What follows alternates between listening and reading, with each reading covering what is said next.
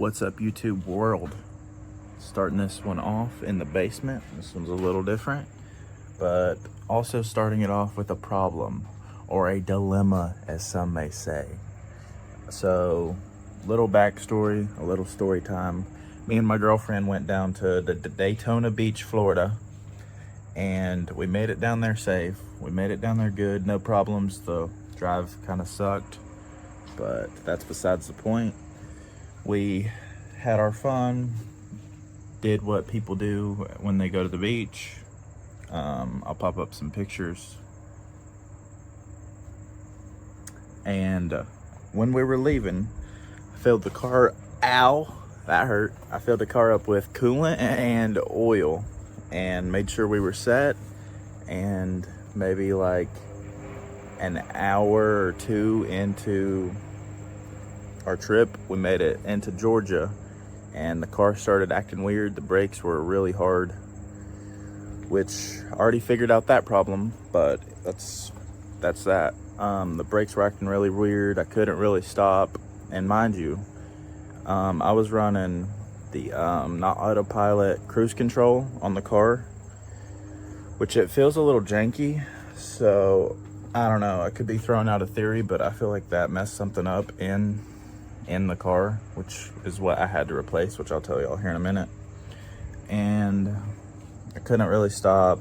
People were pulling out in front of me on the interstate, and I was just having to slam on the brakes with the pedal like crunching. Like, it was awful. Made it to an AutoZone. They ran the code. I bought a sensor, which it wasn't the sensor.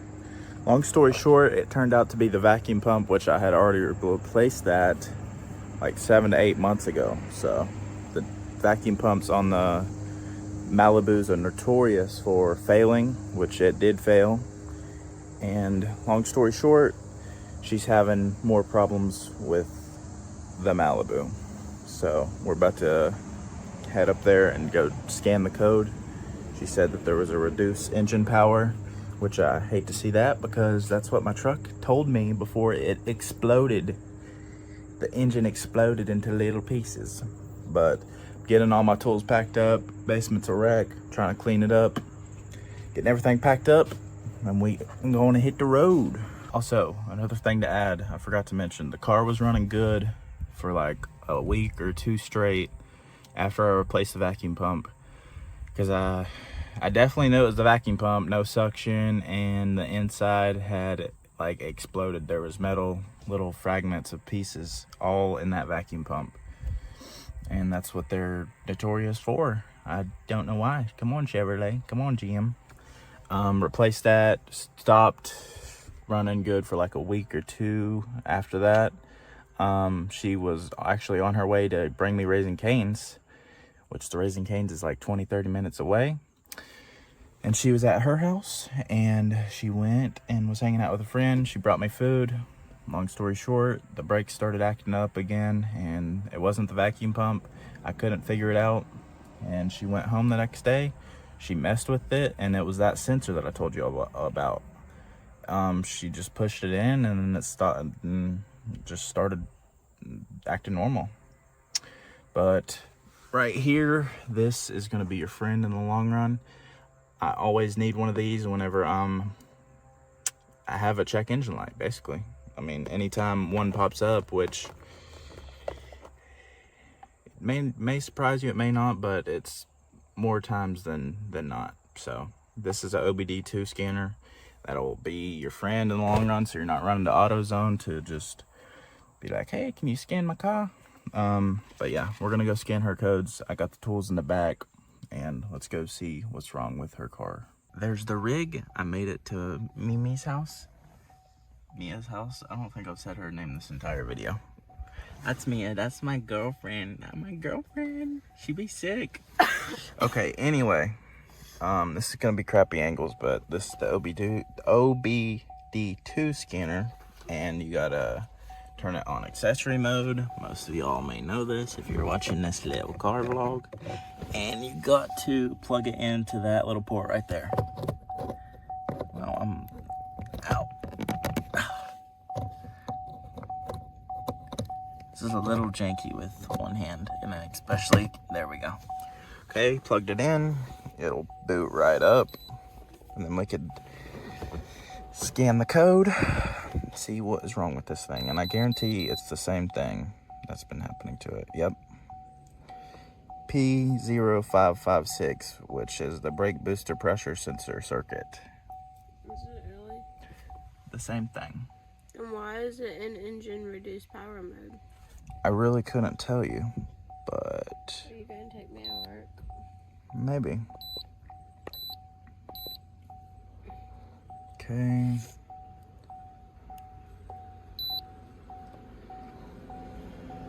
Yeah, P0556. You know, get me sick, Mimi. Okay. I'll get back to y'all, but I'm gonna start the car up and run it and see if it's on what she says it's on. My baby nose be raw. She's sick. Okay, I'll get back to y'all boys and girls in YouTube land. Okay, it is blazing hot, but I knew it was gonna be that same code. And there's a sensor that was supposedly messed up, but I think it was the problem with the vacuum pump, so I didn't even have to replace that sensor right there. I just did it to waste money, I guess, but I'm just kidding. But here is the vacuum pump on this thing, and I might take this little hose off to see if there's suction, because, I mean, there's no way that this vacuum pump failed again. I'm trying to get a good angle on it. Anyways, that's the vacuum pump. That's the sensor that I had to replace, and I mean, it keeps on doing this. So I think it's this brake booster, this entire brake booster, which is 180 bucks. So, and that does not look like a pleasing job to do. You got to take all this off, and you got to reach back behind there. But I think it's the brake booster, because I replaced the vacuum pump and it was fine, and I don't know what is happening to it, to be honest with you. Okay, so to test if your vacuum pump is failing, at least on a Chevy Malibu, all you gotta do is take this hose off that connects from that sensor all the way back there from the brake booster to the vacuum pump. So, kind of get good angles. It's off, and you want to put your finger on it, which I can already hear it, but I don't know if that really sounds normal, and you want to see if there's suction. And yeah, it's stuck in my finger. Sounds like it's about to kill the car, honestly. There's good suction, so I have no idea. That does not sound normal, if I had to assume. So it didn't sound like that last time, but I could be wrong, because the past few times I've dealt with it, it's been not working. So I don't know. We'll slap this hose back on there. If I can do it with one hand.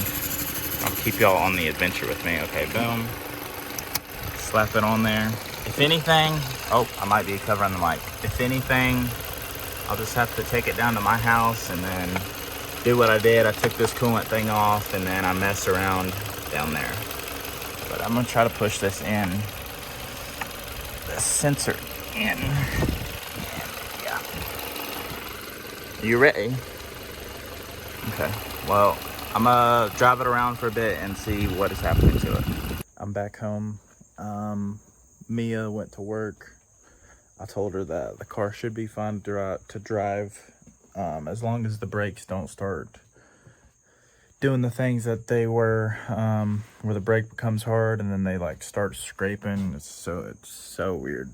But the only thing that I can think of is that it's the vacuum pump, or it's something in the camshaft that's messing up all these vacuum pumps. I couldn't tell you, but the sound that it was making, which I've only dealt with it when they were basically tore up and that there was no suction at all. So I don't know if that sounds normal.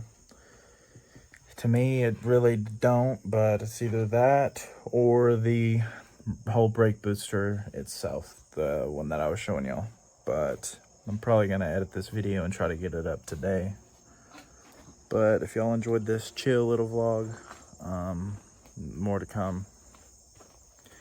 I'm not even gonna make any excuses. I'm trying to get back into it, but yeah, that's all I can think of. I told her that it should be fine. She's at work right now. She's sick, so yeah. If y'all enjoyed this, feel free to like and subscribe.